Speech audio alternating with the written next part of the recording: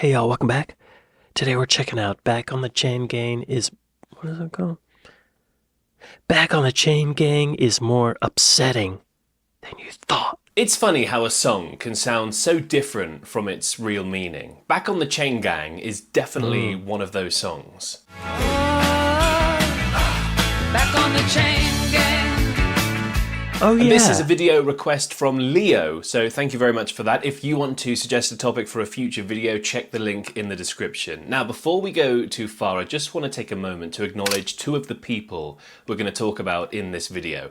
Before he does that, I want to say be sure to go to Music Mongoose and like and subscribe. Let me just take a moment. I am subscribed. Let me click that like. Y'all, I've heard this song not even more than 5 times probably in my life. But I do remember thinking, is she saying Back on the Chain Gang? Like in prison? And yeah, she is. She is. I don't know the story. I'm interested to learn. Tell me. James Honeyman Scott and Pete Farndon, both members of the Pretenders who sadly passed away around the time of this song. James just as it was being written, and Pete a year later. Not only did they go far too soon, but they're both essential to this song.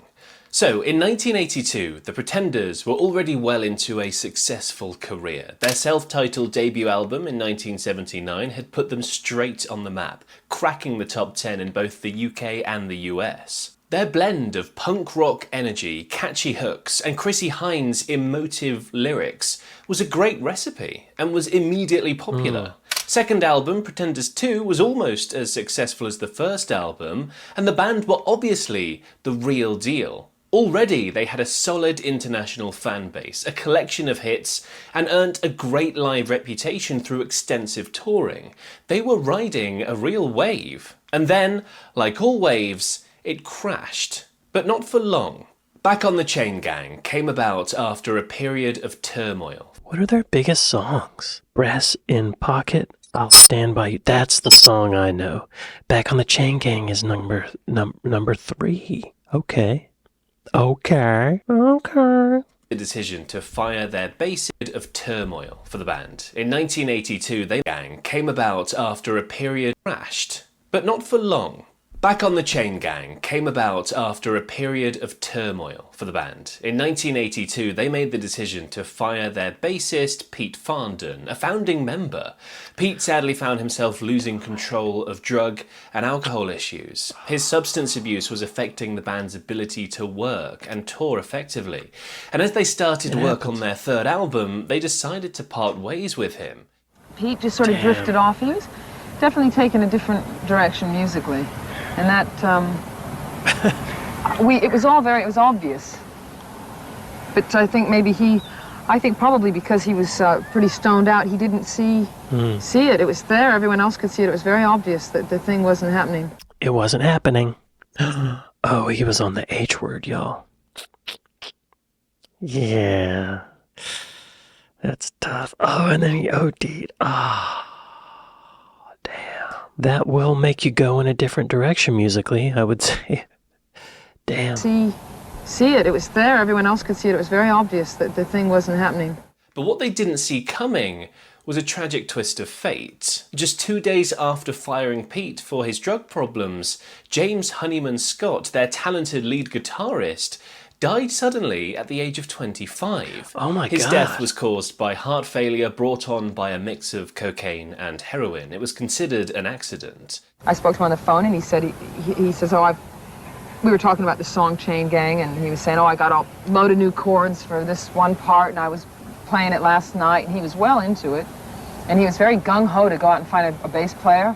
His death devastated the band, especially Chrissie Hynde, and it also had a big impact musically. Did he say it happened 2 days later? 2 days. So they fired Pete for having an H-word addiction. 2 days later, the guitar player dies from H-word and C-word. I guess James was holding it together just enough. Moving on. Scott, their talented lead guitarist, failure brought on by a mix of cocaine and heroin. It was considered an accident. I spoke to him on the phone and he said, he says, we were talking about the song Chain Gang, and he was saying, I got a load of new chords for this one part and I was playing it last night, and he was well into it. And he was very gung-ho to go out and find a bass player. His death devastated the band, especially Chrissie Hynde, and it also had a big impact musically. James was instrumental to the band's success, with his musical talents helping drive their sound. He had a great ear for melody and could rip out a hook or solo, whatever the song needed. Chrissie even referred to him as her musical right-hand man. He really was the Pretenders' sound. I don't sound like that. When I met him, I was this not very melodic, punky, angry guitar player and singer, and Jimmy was the melodic one. He brought out all the melody in me. His death put Chrissie Hynde into a bit of a tailspin and changed the course of Back on the Chain Gang, because originally she was writing about her relationship with the Kinks frontman, Ray Davies. She was pregnant with his child at the time. That was a song I was writing, and I had shown Jimmy Scott some of the chords, and I was working on this song which he liked, and then he died, and it turned into more of a tribute to him.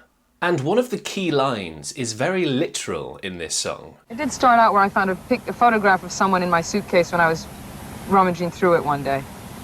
And that's where it says I found a picture of you. That's how the thing started. So. They seem broken down in this interview, don't they? I don't know when this happened, but looks like 1984. The other side of the tracks, 1984. Wow, so not long after the bass player passed away. Former bass player. They're still going through it. You can see it in the energy. And that's where it says I found a picture of you. That's how the thing started. So. She wrote the lyrics to express the confusion, grief, and the bittersweet memories she had. The title, Back on the Chain Gang, refers to that feeling of being forced back into the grind, back to work, back to the struggles of life, after experiencing such a profound loss. Back to life, back to reality, back to the here and now. I forgot the name of that song, but it's a similar thing. Thing I'm sure we can all relate to. I found a picture of you. Oh, what hijacked my world at night to a place in the past we've been cast out of. Oh, now we're back in the fight. When you see it like that, you can really start to feel the emotional weight behind this song's lively rhythm and upbeat melody. The powers that be, they force us to live like we do. Bring me to my knees Tight when I harmonies. see what they've done to you. Very tight. Now, having this song was all well and good, but they didn't have a band anymore. It was just Chrissie and drummer Martin Chambers. They brought in a lead guitarist called Billy Bremner and borrowed Big Country's bassist Tony Butler. There was also Robbie McIntosh, whom Honeyman Scott had already brought in as an extra rhythm guitarist. The recording of Back on the Chain Gang wasn't easy. They were still grieving, and the sessions were overshadowed with tension and emotion. Aside from their raw grief, the band struggled to carry on without Honeyman Scott's influence and creative spirit. Not that the new guys weren't up to it, the song sounds great. Bremner actually nailed the solo in one take, which is really impressive. They pushed through and in the end created... I bet James, or Jimmy, is that what they call him? Him. He probably had some sort of a leadership role. I know Chrissy's the leader, or it seems like she is. Oh, Honeyman Scott. Okay. Yeah, he was probably like a musical director, it sounds like. Like if there was any doubt about what to do in a certain section, he probably was like, let's do this. I'll have this. Put that there, you know? So they're probably like, we don't know what to do. Not that the new guys weren't up to it, the song sounds great.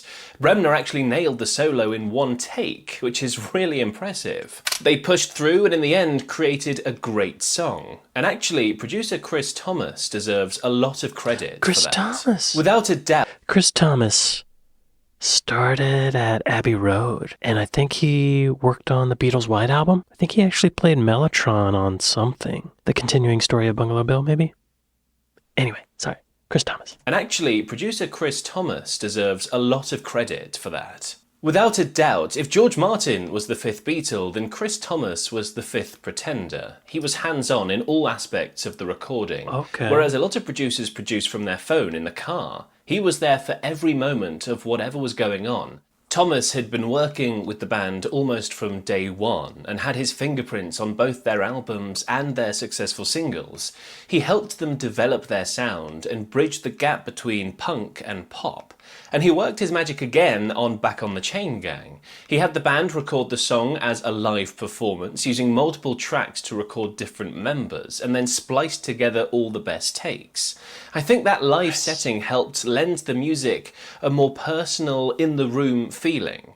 It went to number 5 on the UK singles chart and also charted well in the US. It became one of the Pretenders' signature songs, and it's still popular decades later. But it's not about the charts. The magic of Back on the Chain Gang is in how it encapsulates the pain of loss and the human effort to cope and carry on. Sadly, bassist Pete Farndon died less than a year after being dismissed from the Pretenders in April 1983. His cause of death was drowning after he passed out in his bathtub at home due to a heroin overdose. Wow. He was just 30 years old. I think probably all the people around wonder, wasn't there something I could have done, or was it my fault somehow? No. Or the last time we met, should I have been kinder, or should I have called him more often? Or I think everyone that knows the person somehow feels like they're responsible. Certainly, just about everyone around me, I think, must have felt that way. I certainly felt like it was like 100% my fault that the guy wasn't with us anymore. And, well, after speaking to a lot of people that knew him and speaking to his mother, and, you know, it's nothing you can ever really shake off. Good. Chrissy right. definitely... I'm glad she learned that. Yo, this is some real... God, this is real. This is so authentic. It's tragic, but kind of beautiful, this interview. But yeah, there's nothing she could have done. And actually, kicking him out of the band was probably one of the better things they could have done for him, because it could have been a wake-up call for him. But it didn't work out that way. You're fine, Chrissy. It's not your fault. The last time we met, you tried to help him. Felt that way. I certainly felt like it was like 100% my fault that the guy wasn't with us anymore. And, oh, look at that. Well, after speaking to a lot of people that knew him and speaking to his mother, and, you know, it's nothing you can ever really shake off. That's a lot of weight. Yeah, you can't shake that off. That's gonna be on your shoulders forever. Oh, that sucks. That sucks. You know, it's nothing you can ever really shake off. Chrissy definitely seems to be in turmoil over both of their deaths. I am guilty. It's not a big word if you are guilty. It's big if you feel guilty and you're not guilty. But if you really are guilty, then you should put your hand up and say, guilty as charged. Guilty for what? Well, I didn't discourage the drug taking, and I was part of it. It's definitely not an easy topic. No. After being released as... No, you're not guilty, Chrissy. No. You're a human being just like them. You make errors. You make faults. Like, it's okay. I was part of it. It's definitely not an easy topic. After being released as a single, Back on the Chain Gang was included on 1984's Learning to Crawl. Fantastic name for an album, by the way. And it really marked their comeback after losing their friends. Learning to Crawl is considered one of their best albums and an 80s classic, but Back on the Chain Gang will always be a favourite among fans. And speaking of songs with hidden, sad meanings, have you ever wondered what the song Radar Love by Golden Earring is about? Because it turns out that's also got a really heartbreaking twist. I've made a full video on that one. Watch it over here. Yo, be sure to go to Music Mongoose and like and subscribe. This was sad. I didn't expect it to be so sad. I thought the song was going to be about getting arrested. Damn. It's kind of amazing that they were able to replace 2 members and still have success. I'm curious to hear that album and see if it sounds any different. So these are the first Learning to Crawl. Let's check out the first Pretenders album. First album, first song. 2018 remaster, so. Okay, Pretenders 2. And then Learning to Crawl. Oh. Interesting. Learning to Crawl actually sounds tighter. It sounds more 80s, like it has that low mid scoop that a lot of 80s stuff had, whereas their first album has that like 70s muffledness to it. Not muffled in a dark way, but you know what I mean. It's different. Oh, a lot of their top songs are from Learning to Crawl. Back on the Chain Gang, of course. Middle of the Road. My City Was Gone. 2,000 Miles. Brass in Pocket. Have I heard this? Oh, yeah. The bass and the guitar sound really good. This was fascinating, but also sad. So it's about getting back to regular life after all that. Yeah, it's hard to do. Because it never... Like you're waiting for things to go back to the way they were before this incident. But it doesn't. It just becomes a weight on your shoulders that you got to get used to carrying. That's so sad. That's life, though, right? That's life. I hope y'all are doing all right. Anyway, I'd like to say thanks to my patrons. Thanks to my Buy Me a Coffee folks. Thank y'all for watching this with me, and I'll see y'all next time. Later. Say no to drugs.